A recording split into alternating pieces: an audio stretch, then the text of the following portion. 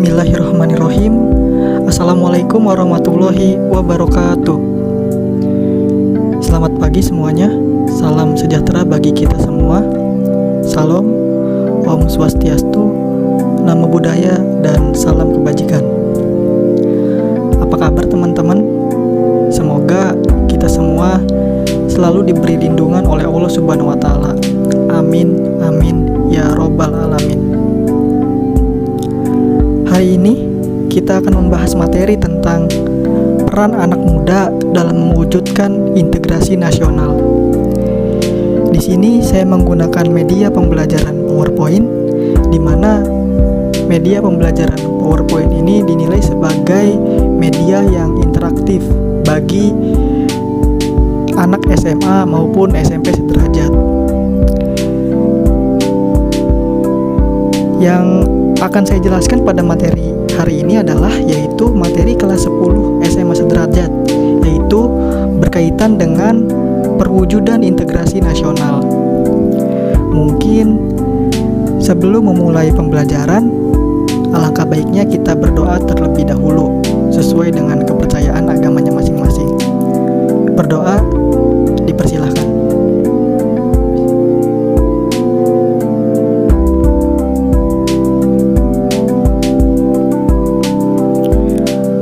Berdoa selesai, ya mungkin langsung dimulai saja ya teman-teman. Berbicara mengenai integrasi nasional agak menarik memang untuk dibahas, apalagi di materi ini kita mengikut sertakan anak muda dalam perwujudan integrasi itu sendiri. Sebelumnya, izinkan saya untuk memperkenalkan diri. Nama saya Muhammad Hakim Nurhubi dari kelas B jurusan PPKN angkatan 2020. Saya selaku presentator yang akan menjelaskan materi pada kesempatan pagi hari ini. Mungkin terkait introduksi ataupun perkenalan itu saja. Baik, sebelum kita membahas materi tentang integrasi nasional, mari kita mulai dari hal yang sederhana teman-teman.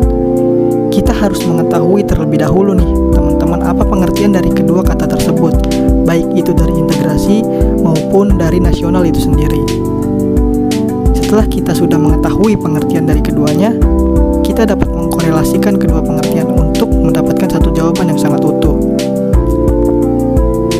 Baiklah, marilah kita mulai dari apa itu integrasi. Mungkin teman-teman tidak asing dengan kata yang satu ini, bukan? Integrasi adalah pembauran sampai menjadi satu kesatuan yang bulat dan utuh. Jadi memang integrasi ini merupakan suatu proses untuk mempersatukan atau memperbaur menjadi satu kesatuan yang tidak terpecah belah. Lalu, bagaimana dengan pengertian nasional itu sendiri, teman-teman? Nasional adalah suatu kata yang merujuk pada suatu bangsa dan bersifat kebangsaan. Setelah kita memahami pengertian dari kedua kata tersebut, selanjutnya apa sih definisi dari integrasi nasional yang sebenarnya? Integrasi nasional adalah sebuah usaha dan proses mempersatukan perbedaan-perbedaan yang ada pada suatu negara sehingga terciptanya keserasian dan keselarasan secara nasional bagi suatu bangsa. Mungkin kurang lebih seperti itu, teman-teman. Selanjutnya, di sini Hakim akan menjelaskan definisi integrasi nasional berdasarkan para ahli. Di sini saya mengambil contoh salah satu dari sekian banyak ahli, di mana di sini ada Sujati Jiwandono, seorang ilmuwan politik yang berasal dari Indonesia. Dia berpendapat atau beranggapan bahwa integrasi nasional adalah cara bagaimana kelestarian persatuan nasional dalam arti luas dapat didamaikan dengan hak menentukan nasib sendiri. Hak tersebut perlu dibatasi pada suatu taraf tertentu. Bila tidak, persatuan nasional akan dibahayakan. Jadi, menurut Sujati Jiwandono ini bahwa cara mempersatukan suatu bangsa yaitu dengan cara membatasi hak yang akan menentukan nasib mereka sendiri. Selanjutnya di sini saya akan membahas mengenai faktor pembentuk integrasi nasional. Tentu dalam perwujudan dari integrasi nasional ada faktor-faktor yang membentuk terjadinya perwujudan integrasi nasional tersebut. Apa saja sih faktor pembentuk integrasi nasional tersebut?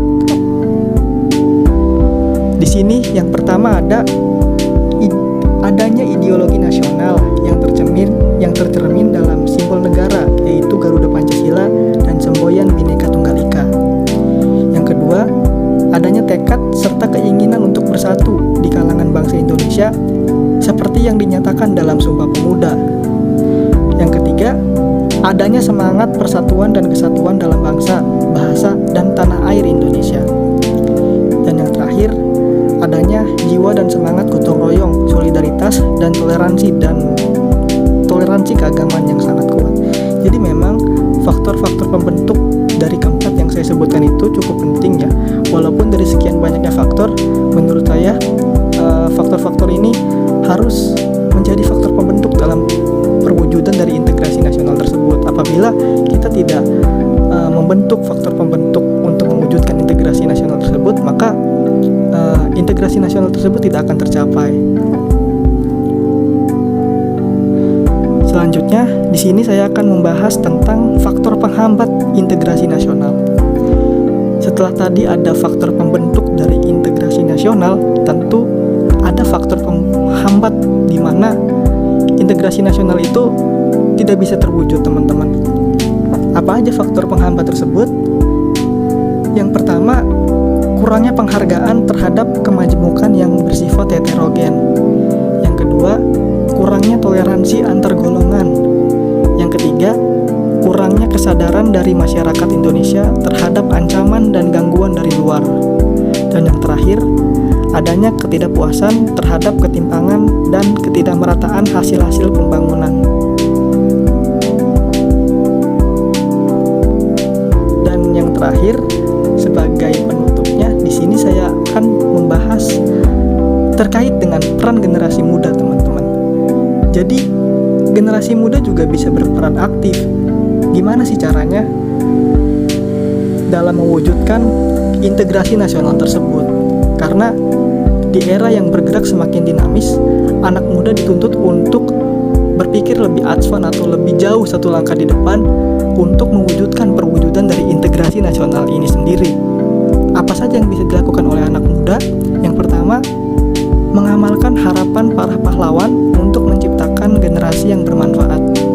Yang kedua, menumbuhkan rasa cinta tanah air dengan menggunakan produk dalam negeri.